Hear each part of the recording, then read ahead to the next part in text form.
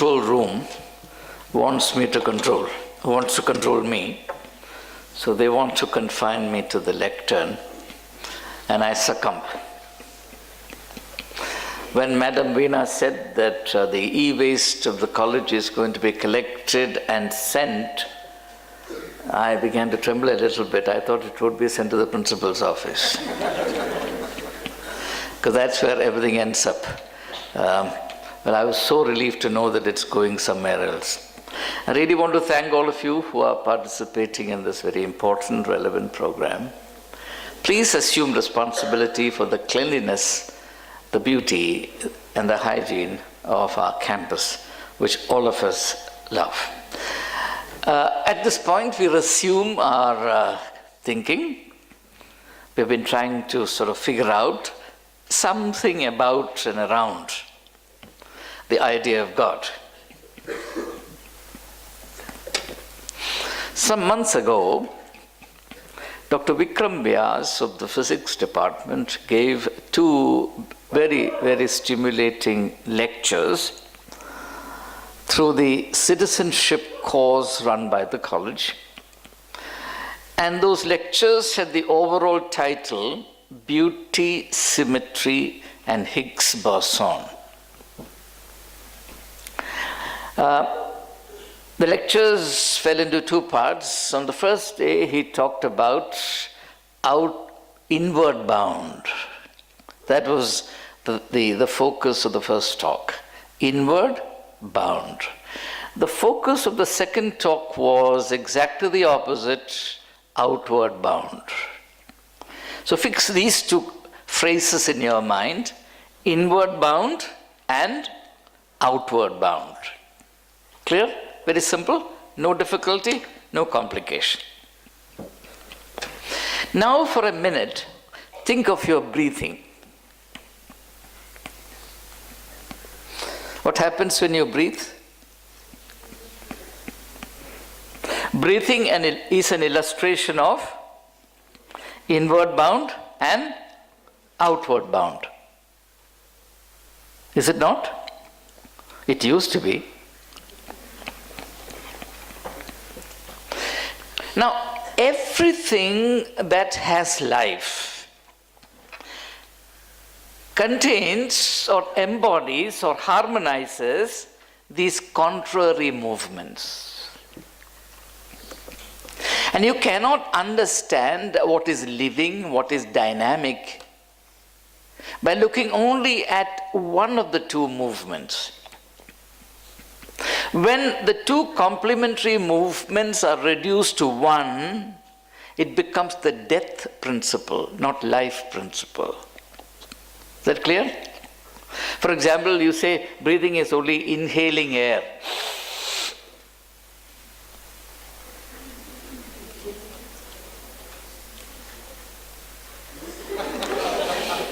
Now, if you don't exhale, what happens? You get promoted upstairs. So, there are these contrary movements.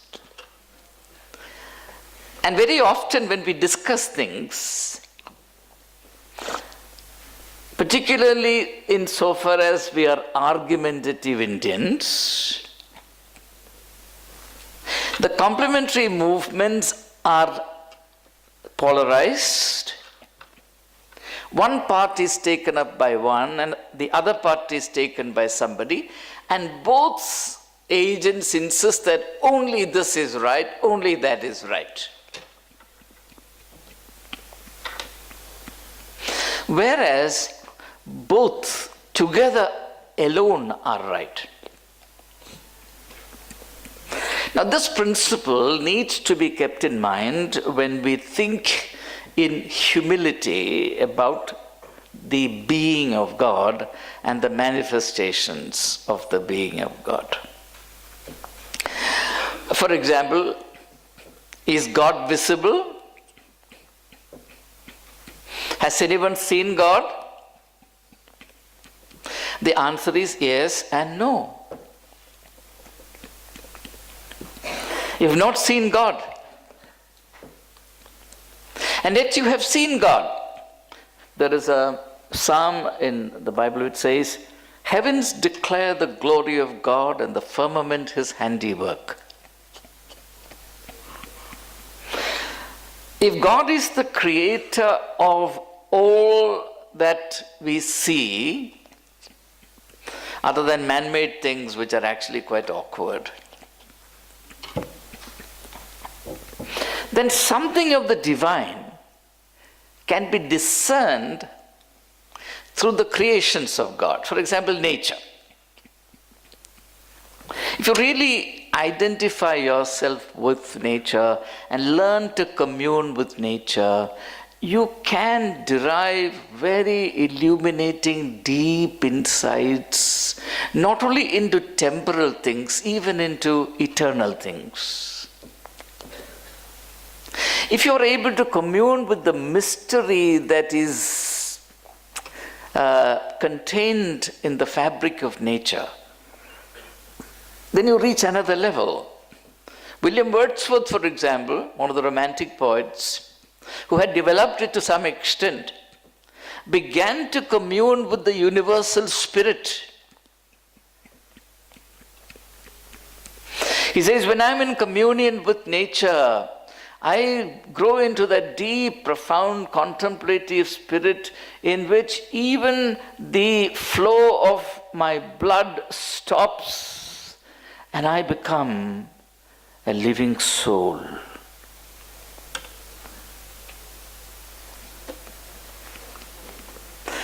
So there is an intuition of the reality of God's presence, not in ways that we are familiar with. It's like you're trying to read a text in Greek when you have not learned the language. You look at the text and say, now what is this nonsense? It means nothing. What actually it means is that you do not know Greek. Or worse still, if I give you a book in Malayalam, you will say, what gibberish? And you could be right too. But the fact remains that the primary problem is that you do not know the language. So, is there God? Have you seen God? Answer is yes and no. Also, the fact that you have not seen God, does it prove that there is no God? There are many things you cannot see on which you live, air being one example. The magnetic pull, the magnetic force, which enables you to stand up and walk. Otherwise, you'll all be floating around like parliamentarians. There are many things that you cannot see. So the fact that you don't see something is no proof that it doesn't exist. Now, if you sit here, does Hindu college exist? Because you don't see it. Well, you can say, well, we have seen it. But how much of it have you seen? Okay, so we must grow out of this arrogance which makes us the ultimate and the only arbiter of all reality. This is the first thing I want to tell you. This is called intellectual humility. Before the telescope was invented, did the distant celestial objects exist? Of course they did. Before blood circulation was discovered, did blood flow in the human body? Of course it did. So we must know that we cannot set up ourselves as the only norm or only means of assessing the reality. So that's why I'm saying that if you want to know the truth, you have to harmonize the inward bound and the outward bound. Now, first I said that if you can observe nature, if you can build a relationship with nature, you will derive all kinds of deep insights. Now I want to take up the inward bound. In Hindi, the word mandir means what? Man ka andar. Inside of you, there is a temple. The only temple worth talking about is the inner sanctuary of a human being. God does not exist in the temples built by man with brick and mortar or using the noblest of material gathered from all over the country. There's only one temple for God, and that is the inner sanctuary of every human being. If there is a God at all, that God will not exist in a church, a mosque, a temple, a gurudwara, or whatever.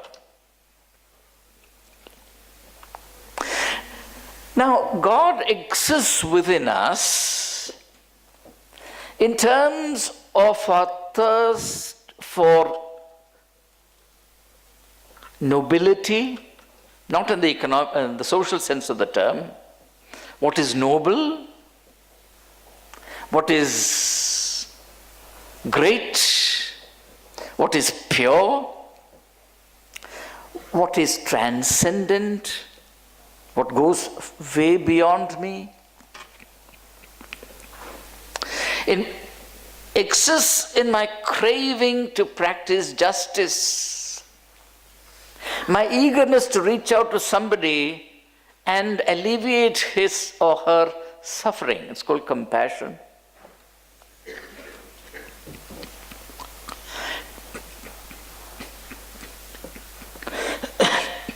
Sorry. In the 19th century,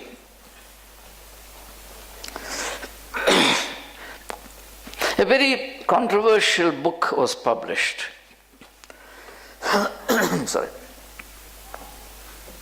By a German author called Ludwig Feuerbach. He was a contemporary of Karl Marx, Friedrich Engels, little junior to Hegel. A time of great intellectual ferment in Germany. The title of the book is The Essence of Christianity. But that book became extremely popular and the center of theological disputation throughout Europe. Not necessarily because it was a book on Christianity, but because Feuerbach propounded a theory of religion. His theory is known as the projective theory of religion, a theory of projection. Now, I'll explain what that means. Now, Feuerbach starts with the question as to why it is that the qualities that we attribute to God are all the noblest of qualities within us. There's not a single quality that we attribute to God which is also not within us. We may not use it or practice it. The noblest of values, the noblest of sentiments, the noblest of qualities, ideals, are what are attributed to the divine. Now, this can be explained in two different ways. I hope you are with me. The Bible explains this by saying that God created human beings in his own image. And therefore, the nature of God is the seed of our humanity, and it lies buried deep down within us, to which we cannot be insensitive. Shall we say, using the language of psychology in the 19th century, it lies in the unconscious. And like Freudian dream, which is the surfacing of these suppressed desires and the projection of these desires to the level of consciousness, these hidden elements of the divine, which are deep down within us, together create a longing within us to see these values prevail somewhere. Now the question is, where can these values prevail? Unfortunately, in the world around us, these values are always violated. We respect truth, Satyameva Jayate Nanardam. That's our national motto. Only truth will triumph, but we'll always tell falsehood. Everybody knows that love is the supreme value, but we hate and hurt. India is a land of compassion, Lord Buddha, but we'll be cruel. Everyone longs for justice, but we will do injustice to others. So the realization of these profound fundamental values, which are embedded deep in us, is not possible in the world in which we live. In fact, the world becomes a contradiction of these values. That's why we are hurt, that's why we are disappointed, that's why cynicism spreads like a disease all over the world. Therefore, according to Feuerbach, the only thing man can do is to project this latent goodness in him in terms of all these values and ideals and attribute them to something out there, which according to Feuerbach is an emanation of our own mind. But, and that's where the subtlety of his theory lies, he says, after projecting these ideals and values to that person, that being with a capital B, we distance ourselves from it. If we don't distance ourselves from the projected being, then it is impossible to attribute any power, special or extra power, to that being. In other words, if that projected being is only a continuation of myself, that being will have the same helplessness and powerlessness that I have. So in order to attribute omnipotence, omniscience to the projected being, it becomes logically necessary to sever, to cut the link between the other and me. Thereafter, what happens? Insofar as now, through this severance, we have created a separate entity to which all power, all glory, all goodness is to be attributed, human beings come under the necessity to denigrate themselves. So you reach a situation where the individual prostrates himself before the divine. You understand the argument? It's a little subtle, but it's very interesting. I'm not saying that I agree with it. I'll talk about it later. I will attempt a critique of Feuerbach also. But I wanted first to understand the minimal structure of his argument. Okay? So therefore, to put it very bluntly and simply, according to Feuerbach, God is the projected embodiment of whatever is best and noblest in the human psyche. That's what it is. Okay? So that's the inward bound. The outward bound is the manifestation of the glory of God, His incredible power, His great authority over the whole of the cosmos. That is complemented by the greatness and the glory lying within us. And together, it can constitute an experience of the divine. But I know that all these theories, end of the day, are woefully inadequate. And therefore, the best we can do now is to say a prayer. Let's rise for prayer.